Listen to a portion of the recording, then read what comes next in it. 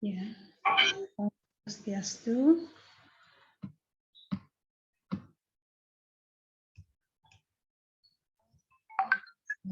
Selamat pagi. Terima kasih atas kesempatannya. Kali ini saya akan menyampaikan hasil pengabdian masyarakat di kalangan guru-guru SD agama Hindu di Kecamatan Sawan dari kegiatan pelatihan di kalangan guru-guru tersebut. Kami merancang satu artikel dari hasil pelatihan tersebut, yaitu yang diberi judul Gending Rare dari Perspektif Gender melalui pelatihan menyusun skenario pembelajaran agama Hindu di sekolah dasar. Tim dari pelatihan ini terdiri dari 3 orang, yaitu saya sendiri, Dr. Sendratari, kemudian Iketut Margi, dan Iwayan Treman. Nah, selanjutnya saya akan sampaikan beberapa hal sebagai pendahuluan dari artikel yang sudah kami susun. Pertama, kami akan menyampaikan analisis situasi yang menjadi latar belakang mengapa kegiatan pelatihan ini dilakukan. Nah, sesungguhnya pelatihan ini dilakukan dilatar belakangi oleh satu analisis terhadap situasi ketika kami melakukan kegiatan pelatihan gender di tahun 2020 di kalangan guru-guru SD yang pada saat itu sebagai kader. Dari hasil evaluasi dan refleksi itu kami menemukan beberapa kondisi yang menurut hemat kami itu bisa ditindaklanjuti dari kegiatan pengabdian masyarakat selanjutnya. Yang pertama, bahwa kami mendapatkan satu gambaran mana guru-guru SD yang kami latihkan di tahun yang lalu itu masih dominan menggunakan strategi Dharma Wacana dan Dharma Tula di dalam setiap pembelajarannya. Nah, berikutnya bahwa guru belum melakukan eksploitasi terhadap penggunaan strategi Dharma Gita dalam pembelajaran. Eksplorasi ini menurut kami menjadi penting karena anak-anak yang masih di jenjang sekolah dasar itu tentunya memerlukan adanya variasi-variasi pembelajaran yang membuat pembelajaran itu lebih menarik ketimbang hanya mengandalkan Dharma Wacana dalam pembelajaran. Nah, selanjutnya kami juga menemukan bahwa guru-guru belum memiliki keterampilan dalam menemukan isu gender sebagai bahan penanaman budi pekerti dalam Gending Sekarare sebagai penunjang pelaksanaan strategi Dharma Gita dalam pembelajaran. Yang berikutnya kami juga menemukan bahwa guru belum mengembangkan wawasan gender yang termuat dalam Gending Sekarare melalui strategi pembelajaran Dharma Gita.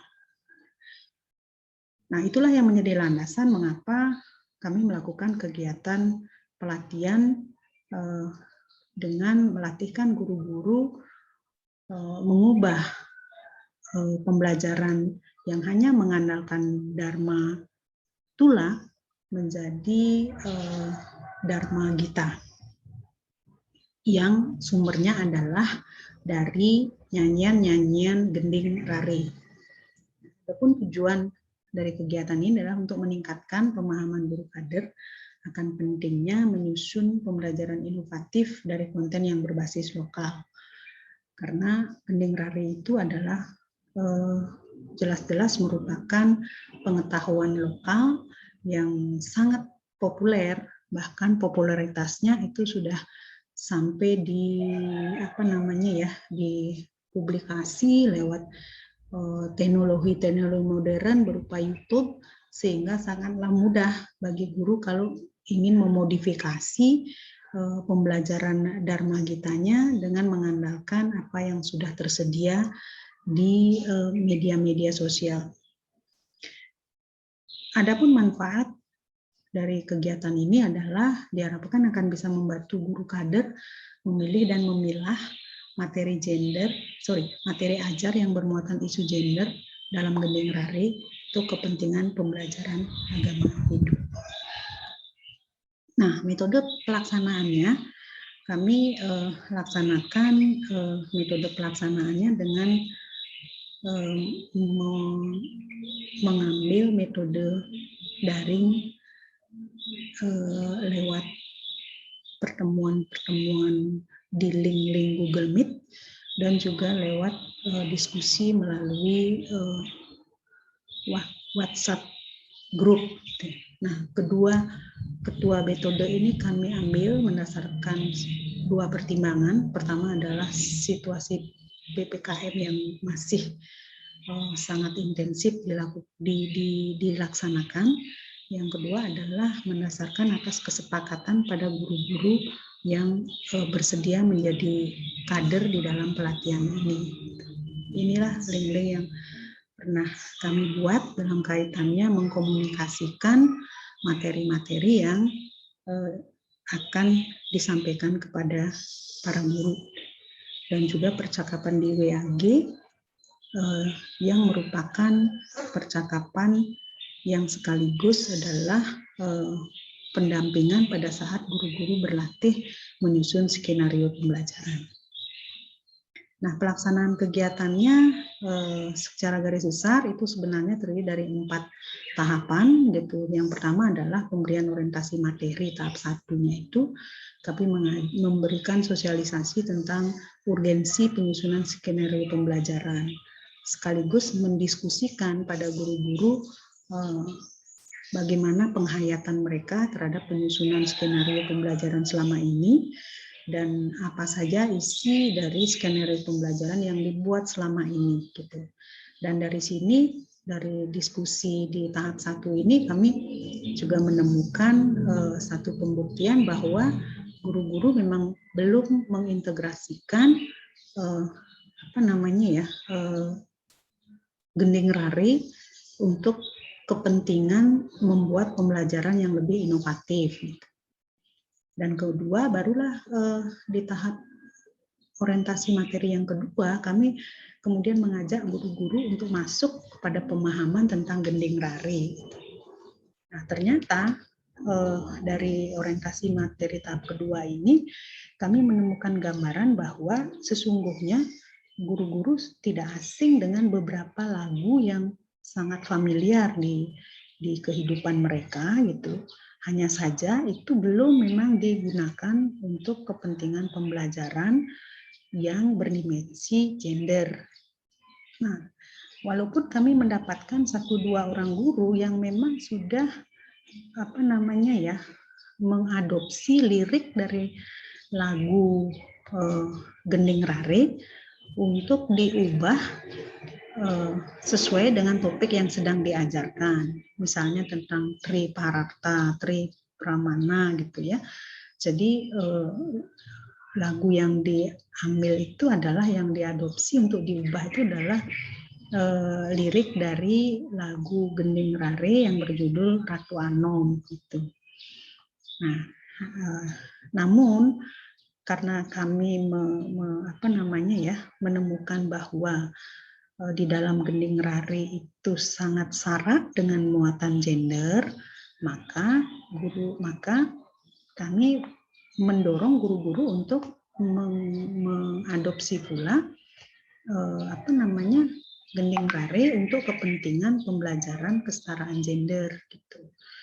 Ya, cuman belum memang dilakukan gitu. Nah, berikutnya tahap kegiatannya adalah tahap berlatih menyusun skenario pembelajaran bermuatan Gending Rari dalam perspektif gendernya. Di dalam penyusunan skenario ini memang kami menemukan beberapa masih keraguan-raguan dari guru di dalam mengintegrasikan lagu Gending Rari sesuai dengan topik pembelajaran atau sesuai dengan topik-topik yang ada di pembelajaran agama Hindu. Keraguan itu muncul karena satu kesulitan di dalam mencari makna di dalam gending rari itu. Yang kedua adalah kesulitan di dalam mengubah lagu gending rari untuk kepentingan pembelajaran.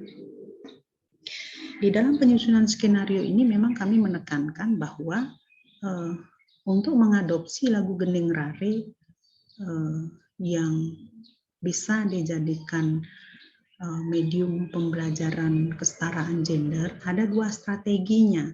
Satu adalah strateginya dengan cara tetap menyanyikan lagu itu sesuai dengan topik pembelajaran, tetapi para siswa itu dilatihkan untuk menemukan makna baru dari gending rari yang diajarkan kepada anak didik. Misalnya lagu gending rari Cening Putri Ayu gitu. Nah, lagu ini kan lagu yang dominan memberikan pengetahuan bahwa gender perempuan itu sama dengan gender yang dibentuk untuk kepentingan penguatan peran domestik, yaitu merawat rumah, menjaga rumah, gitu, mengasuh adik, gitu. Dan dari lagu ini anak-anak bisa dilatihkan menemukan makna baru, di mana lagu itu bisa diartikan di luar apa yang ada di dalam lagu. Misalnya makna baru yang bisa dilatihkan kepada anak didik itu adalah anak laki-laki juga bisa dibentuk untuk melakukan tugas dan tanggung jawab yang berkaitan dengan rumah tangga. Nah, sehingga dengan diberikan makna seperti itu, harapannya bahwa murid laki dan murid perempuan bisa terbangun sikap-sikap kerjasamanya ketika melihat peran-peran di dalam rumah.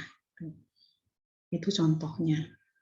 Nah, strategi yang kedua adalah strategi dengan cara mengubah lagu itu, mengubah syairnya, mengubah kata-kata yang ada dalam lagu sesuai dengan kepentingan pendidikan kesetaraan gender.